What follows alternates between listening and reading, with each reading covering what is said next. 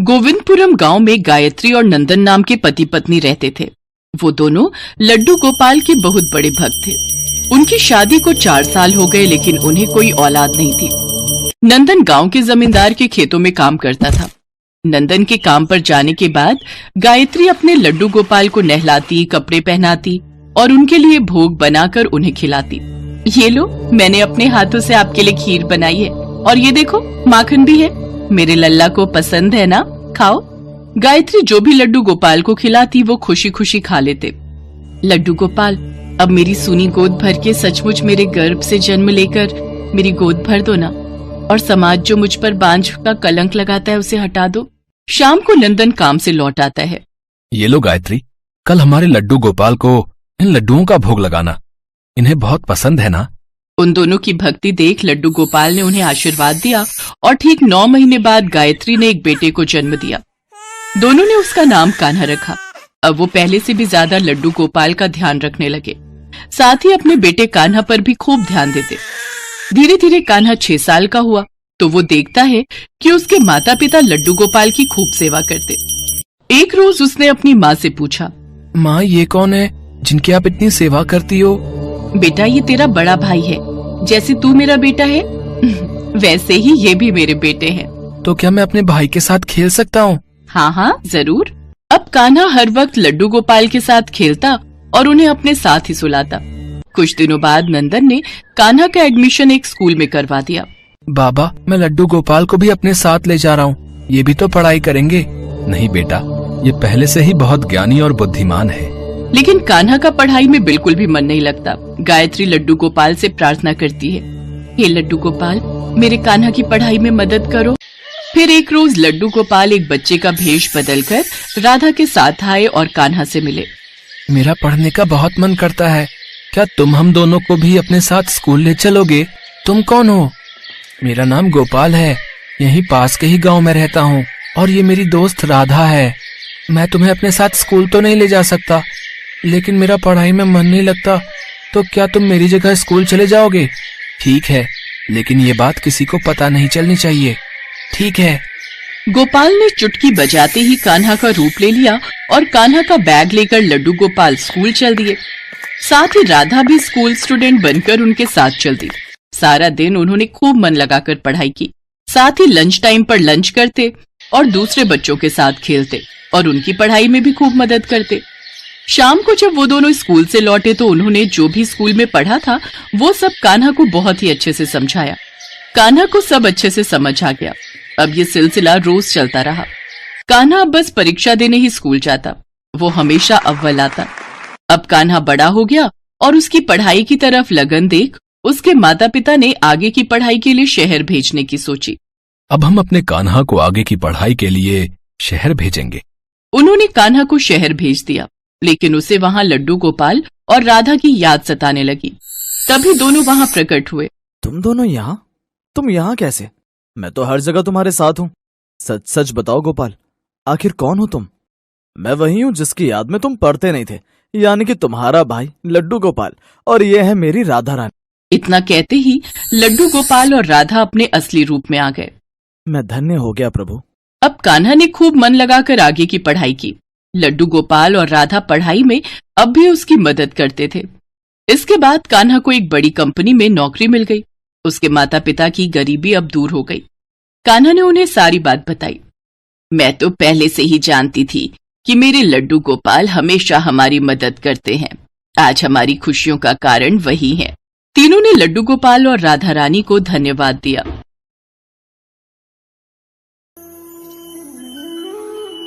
हरिपुर गांव में चंदू नाम का एक दूध वाला अपनी पत्नी शांति और बेटी सुनैना के साथ रहता था।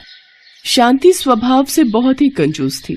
वो कभी भी किसी को 1 रुपया भी दान में नहीं देती थी। ओ सुनैना, ये दूध का भरा गिलास किसे देने जा रही है? माँ, वो एक बूढ़ी अम्मा दरवाजे पर खड़ी है, उन्हें बहुत भूख लगी है। माँ, हमारे पास तो बहुत सारा दूध है, मैंने सोचा थोड़ा सा दूध अम्मा को दे दूं। बड़ी आई गरीबों में फालतू का दूध बांटने वाली। ला इधर ला ये दूध का गिलास। पता है कितना महंगा दूध है ये?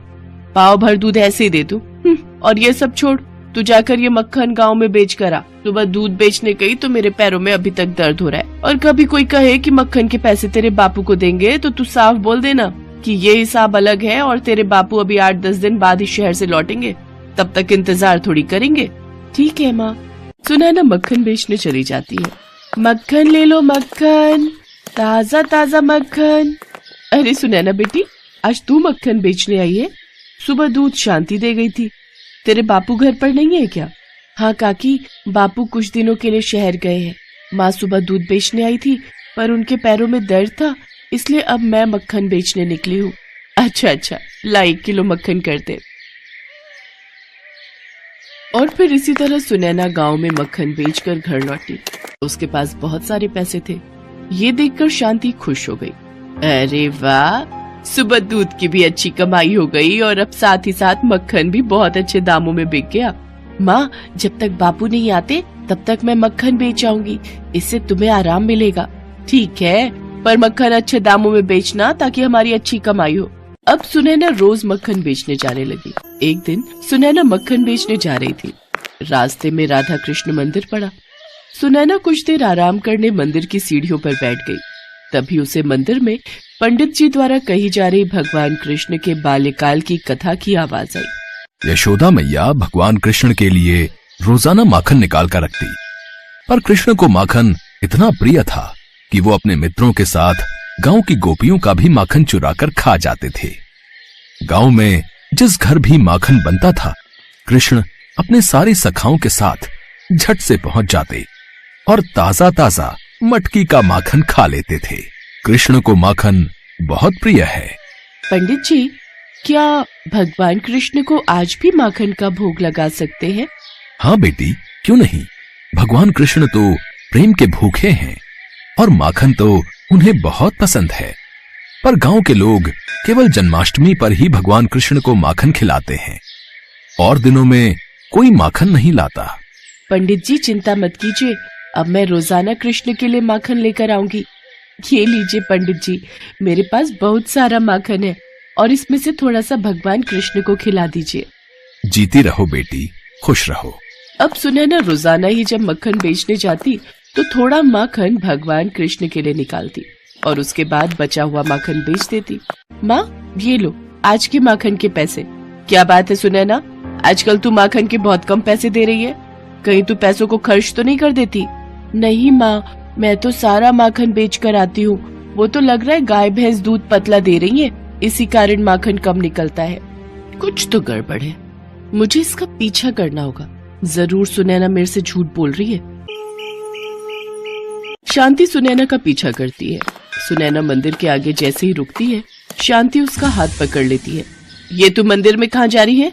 मैं तुझे माखन बेचने के लिए भेजती हूँ या खेलने के लिए? चल, अब से मैं भी तेरे साथ माखन बेचने जाया करूंगी। अकेले तू इधर उधर खेलती रहती है। अब क्या करूं, माँ तो मेरे साथ है।